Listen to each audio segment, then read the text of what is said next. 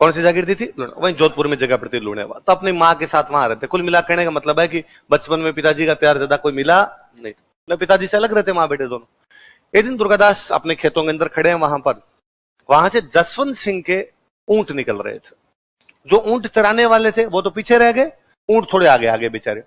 खेतों में हरियाली दिखी तो ऊंट खेतों में घुस गए। खेतों में घुसे तो दुर्गादास और आसपास के जो भी किसान थे ऊंटों को बाहर निकालने लगे। इतने में वो ऊंट चराने वाले आ गए। तो उन्होंने इनको आते पूछा, रहे ऊंट बाहर क्यों निकाल रहे हो? उन्होंने कहा दिमाग खराब है, ऊंट खेत खा गए, तुम हो कौन? तो हम ऊंट चराने वाले हैं। तो तुम्हें ध्यान रखना चाहिए यार, चोरी और सीना चोरी। एक तो तुम पीछे रह गए, तुम्हारे चक्कर में ऊंट हमारी फसलें खा गए, एक तुम हमसे पूछ रहे हो ऊंट बाहर क्यों निकाल रहे हैं। वो दोनों राजा के आदमी थे, राजा के ऊंट थे, उनमें बड़ा एटीट्यूड था। और ऐसा भारत के हर आदमी में एटीट्यूड है। अपने को आज भी पुलिस वाले भैया पकड़ लेते हैं बिना हेलमेट के, और हेलमेट नहीं है अपने, पकड़ लिया फिर भी अपने पुलिस वाले भैया कहते हैं तू जानता नहीं है मैं किसका आदमी हूं। मुझे लगता है पुलिस वाले भैया को कह देना चाहिए कि आदमी केवल लुगाई का होता है, तेरी लुगाई का नाम बता दो, हमें तो क्या बता तेरी लुगाई कौन है। पर अपने में हर आदमी में एटीट्यूड रहता है। और वो तो राजा के बंदे थे, तो उन्होंने कहा अरे तुम जानते नहीं हम किसके आदमी हैं। दुर्गादास ने कहा तुम किसी के होंगे पर खेत हमारे हैं, और हमारे खेत में तुम इस प्रकार से नहीं घुस सकते। अरे ये राजा जसवंत सिंह के ऊंट है, राजा जसवंत सिंह ऊंट किसी की भी खेत में घुस सकते हैं। दुर्गादास ने वापस कहा खेत है ना जसवंत सिंह के बाप का नहीं है, खेत हमारा है, और कह देना तुम्हारा राजा हो जागे कि हमारे खेत में घुसेंगे तो इसी प्रकार की बातें होगी। वहां उनके बीच में थोड़ा तू में हुई, तू में हुई, तो उन्होंने कुछ जबरदस्ती की। वो दोनों थे, उनको बड़ा घमंड हो, तो दुर्गादास ने एक बंदे को मार दिया, दूसरे वाले ने चप्पलें हाथ में ली। वहां से वो जसवंत सिंह के दरबार में गया। जसवंत सिंह को जाकर हम तो रास्ते रास्ते आ रहे थे ऊंट लेके, एक लड़का खड़ा खड़ा आपको गालियां निकाल रहा था, मन में वैसी गालियां निकाल रहा था, हमने जाके टोका गया राजा राजा गालियां मत निकाल, तो उसने हमारे एक आदमी को मार दिया। जसवंत सिंह का मेरे राज्य में मुझे गालियां निकाले, मेरे बंदे को मार, उठा के लाओ रे। पकड़ पूरा दरबार लगा, जसवंत सिंह बैठा, आस्करण मंत्री बन के बैठे हुए सामने लेके। आस्करण जी ने ये नहीं बता रखा कि मेरे एक रानी और उसका बेटा और मैंने अलग छोड़ रखे हैं, तो किसी को पता भी नहीं था दुर्गादास का। पूछा जसवंत सिंह ने क्या नाम है? दुर्गादास। पिताजी क्या नाम है? ये है। जसवंत सिंह ने आस्करण जी की तरफ देखा। आस्करण जी ने कहा साहब बेलखनी औलाद है, कई बार परिवार में से पैदा हो जाते हैं, और मेरी तो दोनों माँ बेटे से बनती नहीं है, अलग छोड़ रखा है, आपको खुली छूट है, जैसा करना हो वैसा। ये खुली छूट वाला मैं जब भी सुनता हूं अंदर से रूहें कांप जाती है, क्योंकि गांव में स्कूल में मास्टर साहब को घर वाले क्या क्या, घर वाले गांव वाले स्कूल मास्टर जी क्या कहते थे, मास्टर जी खुली छूट है, जो करना है। इसका एक ही मतलब होता था कि मास्टर जी ये समझते थे कि वो एक डंडा जो पिछले 15 दिन से तेल में भिगो के रखा हुआ, आज इसी पे काम लेना है ढंग से। और भाई साहब क्या कूटते थे मुझे ना। उस समय दो प्रकार के मास्टर होते, एक तो वो टीचर हुआ करते जो क्लास में रेल बना दिया करते, वहीं खड़े होकर थप्पड़ मुक्का जो देना क्लास में पीट पड़ दिया करते। उन टीचर पे बड़ा गुस्सा आता है, क्लास सबके सामने पीटा यार, कोई तरीका होता है, बेइज्जती फील होती है यार। एक होते वो कहते ऑफिस में आता, हालांकि वो और बुरा मारते थे, दो टांगे पकड़ते, दो हाथ पकड़ते, फिर यूं 3rd डिग्री टॉर्चर था, पुलिस नहीं मारती उससे भयंकर मारते। पर वो ऑफिस इतनी दूर हुआ करती कि दिखता नहीं था किसी को, और बाद में चुप और कराते, चुप जा रो मत, पढ़ मिले मुंह धोले, और आराम से बाद में भेजते थे कि जा। और भाई साहब क्लास की तरफ आते तो क्लास में जो दोस्त होते पूछते भाई क्या वाह उधर लेके गए थे, और हम इतने कॉन्फिडेंस में कहते हैं। वो दोस्त कहते आवाज आ रही थी, अरे बारे मार दिया। नहीं नहीं वो तो 2 डंडे मारे थे हाथ पे, और तेरे को पता तेरे भाई के हाथ में तो लगती नहीं, और तो एक्टिंग करनी पड़ती है। अरे कोई ये पूछ ले कि भाई 2 दिन तक ऐसे नहीं सो पाएगा भाई को 2 दिन ऐसे ही सोना पड़ेगा, यहाँ पे नीले कर दिए हम पीट पीट के एकदम। तो वो वाले गांव में टीचर हुआ करते, घर वाले एकदम खुली छूट दे के आते। तो मैं आजकल जब आप बच्चों के पेरेंट्स को देखता हूं तो मुझे बड़ा यूं लगता है कि अरे यार पेरेंट्स ये है कि पापा घर में आए तो बच्चे जाके यूं गले में झूल जाते हैं, डैडी आ गए डैडी।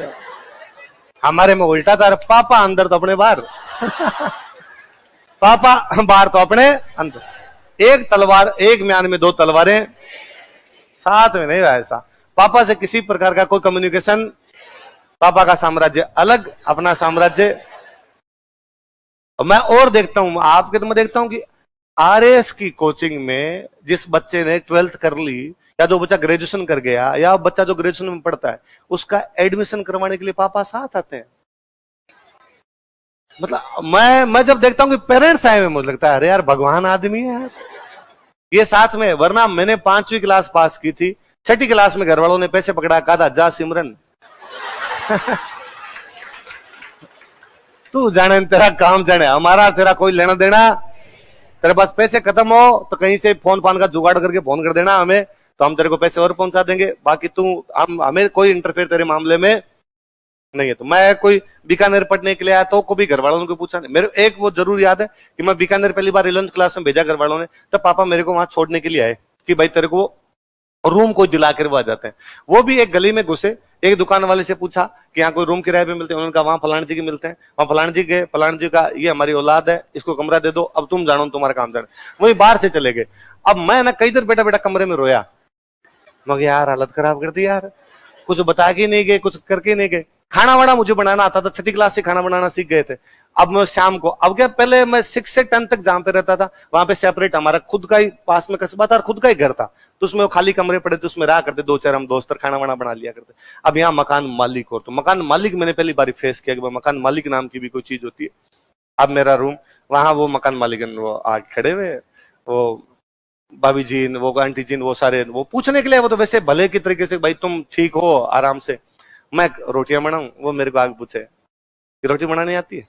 अब क्या ऊपर कोई यूं महिला आके खड़ी हो जाए तो अपन जोर नहीं बने यार, आप बस भाई शर्म से आया अजीब से, कभी यूं कोई बात ही नहीं की भी किसी से, दूसरे आदमी से, आप सीधा सीधा। मैंने कहा आती है, कैसे बनाता है? मैं कहा आप यहां से जाओ तो बनाऊं मैं आप शादी में खड़े हो गए, कोई बने थोड़ी मेरे से। पर उस दिन मुझे जरूर यूं थोड़ा सा लगा था, पर 2-4 दिन बाद में अपने भूल भाल गए रेडी एकदम। तो वो मुझे याद है कि मेरे पापा उन मकान मालिक को कह के गए कि इसको ना 11th की बुक्स दिलवा देना, तो उन्होंने कहा ठीक है दिलवा देंगे। अब मैं फ्राइडे को उन्होंने छोड़ा मेरे को, सैटरडे को मैं बिना बुक्स के स्कूल चला गया। स्कूल मेरे को पता थी, फीस जमा करवाई हुई थी वहां पापा की, तो वहां मैं चला गया। उन्होंने कहा बुक्स, मैं बुक्स तो वो मकान मालिक दिलवाएंगे तब लाऊंगा। आज ऐसे आ गया, उन्होंने कहा कल लेके आना वरना देख लेना। मैं ठीक है। अगले दिन संडे था, मैं संडे को मकान मालिक के पास गया, उनके बेटे बैठे थे, मैंने उनको जाकर कहा कि भैया वो मेरे पापा क्या कहते हैं आपको बुक्स दिलवाने, दिलवा। तो उन्होंने कहा देख ये रोड है सीधी सीधी और वहां एक दुकान है, वहां चला जा। अब वो शहरों की रोड तो भाई खत्म होने का नाम, गाँव बापड़ा छोटा सा होता, खत्म हो जाती है रोड। मैं चलता जा रहा है ना, कोई रोड ही नहीं है। अब क्या मुझे सबसे अधिक डर ये लगता था पैसों का। मेरी गांव में ऐसी बातें सुनी थी कि शहर में जेब काट लेते हैं, अपने पास 2,500 पूंजी, अपने लगे 2,500 को लूट के ले गए तो भाई साहब बर्बाद हो जाएंगे पूरे। अब यूं हाथ में लगाता लगाता चलूं, कोई इधर उधर आए, मुझे लगता है ये भी काट सकता है, ये ना जेब काट ले, इधर वाला जेब काट लेगा, वो थोड़ा सा डर जरूर लगे।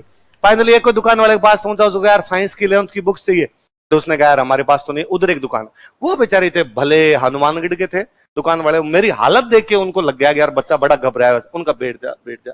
अब मेरा और सुनावा कि जो ज्यादा प्रेम दिखाते हैं वो जल्दी लूटते हैं है ना। गांव की कहानियां बड़ी जोरदार कि ज्यादा कोई खाने को दे तो अपने खाना नहीं, पीने को दे तो पीना। वो मेरे को अरे पानी पी ले, मैं मुझे बुक्स दे दो, मैं बैठूंगा नहीं बुक्स। अरे उनका बैठ जा तुम, मैं वो जाके राजस्थानी बोला तो उसको लैंग्वेज से भी समझ में आ गया अगर उस इलाके का, ये नहर वाले इलाके का कोई। मैं वहीं का हूं, तुम्हारे क्षेत्र का हूं, उस साइड का हूं, बैठ आराम से। मैं आराम से बैठ गया। फिर उसने मुझे बुक्स दी, फिर मुझे और कहा कि देख तेरे कभी कोई जरूरत भी पड़े तो मेरे पास आ जाना, तेरे पैसे तक की जरूरत पड़े तो मेरे पास आ जाना। कौन सी स्कूल में? इस स्कूल में हूँ, थोड़ा ध्यान रखना, यहाँ पे शहर के टाबर आते हैं, यहाँ पे अलग प्रकार के बच्चे होते हैं, तेरे को लूट लेंगे। मैं यार लूटने वाला भी डर लग रहा था अपने। उन्होंने और कहा और ध्यान रखना, इधर शहरों में लड़कियों वाला मामला और होता है, तुम थोड़ा और। मैंने कहा भैया थैंक यू, आपको मेरी ये शक्ल देख के भी लगा ये मामला भी हो सकता है इतना तो मेरी मम्मी को कॉन्फिडेंस नहीं है मेरी शक्ल। आओ गए भैया, थैंक यू यार, थैंक यू। वो बड़े भले बड़े अच्छे थे। उनका था भाई तुम छोरे छोरे घूमोगे इधर, पार्टियां करोगे और करोगे, इस प्रकार नहीं करना, अपने घर वाले बहुत मेहनत से पैसे कमाते हैं, ये होना चाहिए वो होना चाहिए। तब मुझे लगता है कि यार या तो दुर्गादास जी के पापा ने कहा था खुली छूट है, या अपने घर वाले स्कूल वालों कह के आते थे कि तुम, अब मैं तुम्हें जब देखता हूं कि तुम पापा के साथ इतना अच्छा बिहेव करते हो, पापा तुम्हारे साथ इतना अच्छा बिहेव करता है, तब मुझे लगता है कि अपने जितने मेरे पीढ़ी वाले पेरेंट्स जो थे उनके खिलाफ पुलिस में मुकदमा दर्ज करवा देना कि हमारा बचपन में शोषण किया गया था, आतंकवादियों की तरह हमें घर में रखा जाता, इनके मुकदमे दर्ज करो सबके सब। अब आपके साथ ऐसा नहीं होता? पापा ध्यान रखते हैं? अच्छा किस किस के साथ ऐसा हो रहा है? करा दो मुकदमे, करा दो, देखी जाएगी नहीं होता। अरे आजकल टाबरों को कुछ कहने का बचा ही नहीं। और मुझे बड़ा अजीब लगता है कि आजकल तुम बच्चे आगे कहते हो कि सर हमारे एक डिप्रेशन है। मुझे बड़ा अजीब लगता है जब आप कहते हो कि सर मुझे अजीब सा फील होता है, तो मुझे कई बार लगता है कि या तो अपने ये फील ही नहीं हुआ था, और या अपने को फील हुआ तो अपने पास ये शब्द नहीं था। मैं कहता हूं आज जब घर वाले इतना केयर करते हैं तो भी सुसाइड की इतनी ज्यादा घटनाएं नहीं किया तो भी हमारे दिमाग में ये मरे नहीं है। खराब से खराब कंडीशन में मेरा मतलब इतना बुरे से बुरा सोचा हुआ होगा कि यार इसमें सिलेक्शन नहीं हुआ, इसमें फेल हो गए, क्या करेंगे। मेरे दिमाग खूब सारी बातें घूमती कि अपने एक भैया हैं, उनके अहमदाबाद में दुकान है कपड़े की, अपने वहां जाकर कपड़ा बेचेंगे, ये साड़ी लाल कलर की लीजिए। और मुझे लगता है कि यदि मैं वो सेल्समैन बनूंगा ना तो भी मैं सबसे अच्छा सेल्समैन होऊंगा, मैं वहां जाके कमा खा लूंगा। मेरे एक कोई भैया ट्रांसपोर्ट का बिजनेस करते हैं, वो वहां जाके उनकी कोई गाड़ियां साफ कर लेंगे, अपने ये कर लेंगे। मेरे दिमाग में ये कतई नहीं है कि इसके बाद सब कुछ समाप्त हो गया। समाप्त कैसे हो सकता है? सब कुछ चीजें पड़ी है, हम रहेंगे तो आगे चीजें रहेगी। हम जब अपने आप को समाप्त मान लेते हैं उसके आगे बाद में कुछ भी, इसलिए कभी हार माननी, जिंदगी क्या पता कौन सा मौका कब दे, इसका कुछ भी पता। मैं सिलेक्ट नहीं हुआ, सिलेक्शन नहीं हुआ, तब खूब सारे लोग ऐसे कहते कि लोग गए थे तैयारी करने के लिए, सिलेक्शन नहीं हुआ, ये हुआ। मैं मेरे मन ही मन जानता था अपनी मेहनत की हुई, अपने जहां तक पहुंचना था वहां तक पहुंचे में, नहीं हुआ नहीं हुआ, अपने में कमियां रह गई होगी, खूब सारी कमियां रह होगी। या मैं हमेशा ये मानता था कि जिसका सिलेक्शन हुआ है ना उसने अपने से ज्यादा मेहनत की। मैं ये कहूं कि भाई मैंने बहुत मेहनत की थी, नहीं हुआ, इसकी अपेक्षा यह है कि भाई जिसने की उसने ज्यादा की होगी। अपने 20 नंबर की वो 22 की कर गया, तो इतना ही रहता है कि भाई अपना इंटरव्यू दे के आए थे, ये भी इंटरव्यू दे के आया था, इसका सिलेक्शन हो गया, अपना नहीं हुआ। इसके अपने से 10 नंबर ज्यादा थे, अपने इससे 10 नंबर कम थे, इसका मतलब 10 नंबर की मेहनत अपन ने कम की, इसने 10 नंबर की मेहनत ज्यादा। यही तो हो सकता है, और क्या हो सकता है। पर ये लोग खूब सारे कहते हैं। अब लो फिर कोई आप कोचिंग में पढ़ाने भी लगे तो कहता है ट्यूशन पढ़ा भाई, ट्यूशन। तो भी मुझे लगता है कि यार अब कहते हैं तो कहते हैं, घर वाले कहते थे, घर वाले कहते लो तो हमें तुम्हें भेजा तो तैयारी करने के लिए था, और वहां ये काम करने लगे, फलाने करने लगे, डिगड़। तो मुझे लगता है कि यार अपने जो काम करते हैं वो सबसे ईमानदारी से करेंगे, अपने जो काम करते हैं वो सबसे अच्छे से करेंगे। फिर एक दिन आया कोरोना, हालात बदल गए। कोरोना आया तो घर बैठ गए, घर वालों ने वापस काम ने कहा था सरकारी नौकरी कर ले, सब दोस्तों ने कहा सरकारी नौकरी, अब घर बैठे हो, ऐसा कहां से लाओगे रुपये। फिर कोरोना के बाद वापस आया ऑनलाइन, फिर पता चला अपने को पूरा भारत जानता है।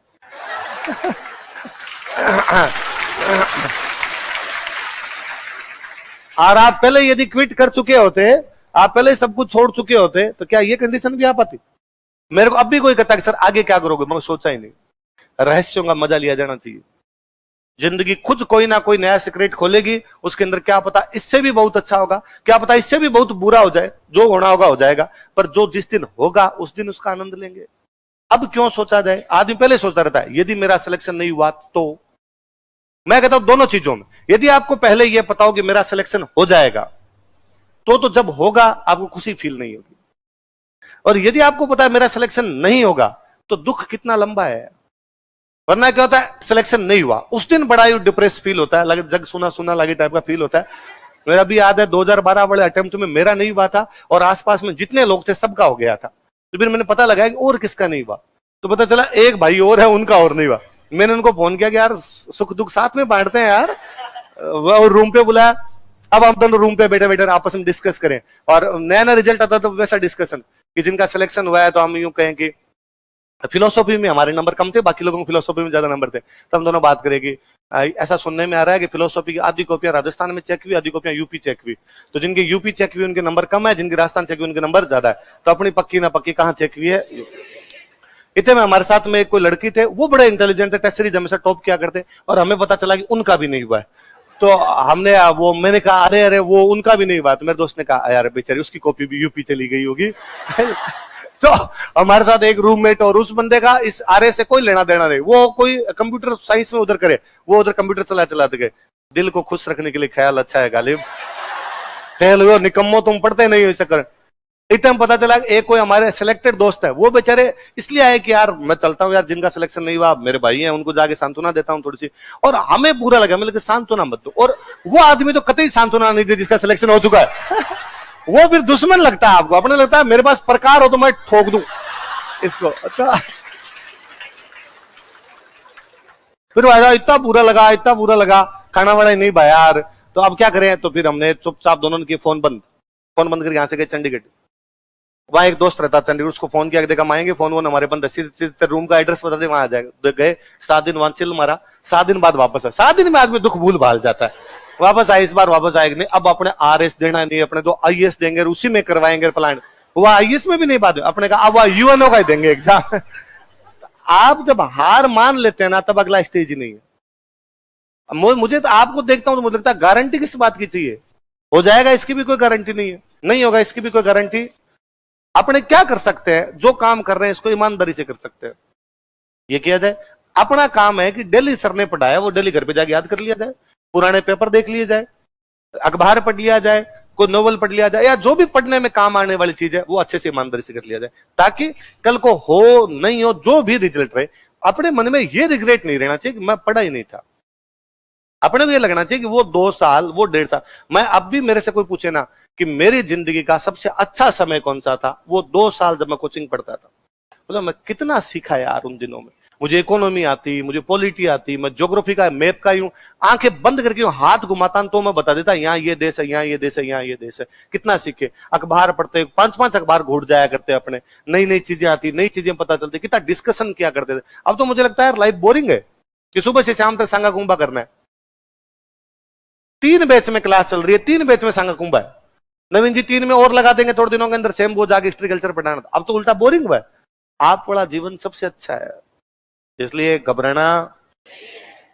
इससे क्या हो सकता है कि एक लड़का है, उसको और उसकी मां को उसके पिताजी ने अलग छोड़ दिया, उस लड़के को हम बैठ के पिछले 2 घंटे से डिस्कस कर रहे हैं, इसलिए वो जिंदगी बेहद खूबसूरत है।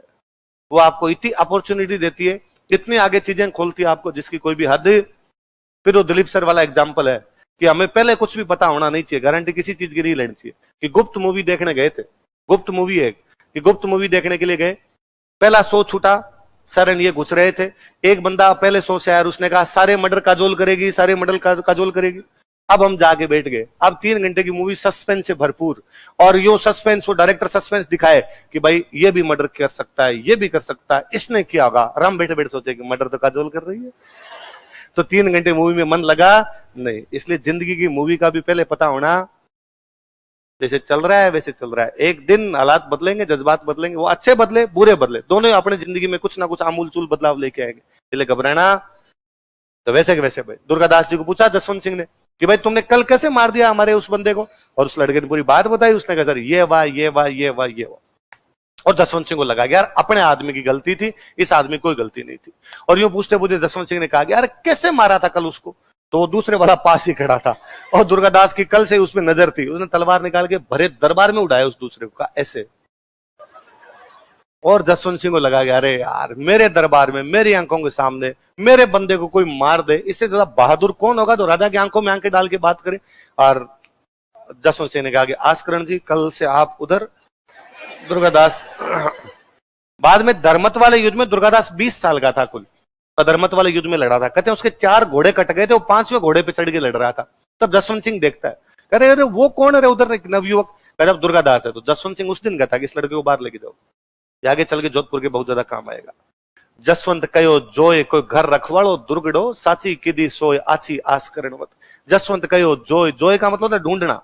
जसवंत ने ढूंढ के कहा था घर रखवाड़ो दुर्गड़ो, कि कभी घर की रखवाली कौन करेगा, दुर्गादास। साची किदी सोय, उसने उस राजा की बात को सत्य साबित किया कर दिया था। आस्करण के उस बेटे दुर्गादास ने मारवाड़ की 1 दिन नहीं 30 साल तक रक्षा की। कितने साल तक? 2010 के मेंस में क्वेश्चन था, मारवाड़ के राठौड़ों की 30 वर्षीय संघर्ष से आप क्या समझते हो, बता दोगे? 1678 से 1708 तक अजीत सिंह को राजा बनाने के लिए दुर्गादास के नेतृत्व में जो प्रयास किए गए वो क्या है, मारवाड़ के राठौड़ों का 30 वर्ष। देखो दुर्गादास के नेतृत्व में, under leadership of Durgadas, Durgadas के नेतृत्व में, under leadership of Durgadas, Ajit Singh को राजा बनाने के लिए 30 वर्षों तक प्रयास किए गए थे। अजीत सिंह को राजा बनाने के लिए 30 वर्षों तक प्रयास किए गए थे।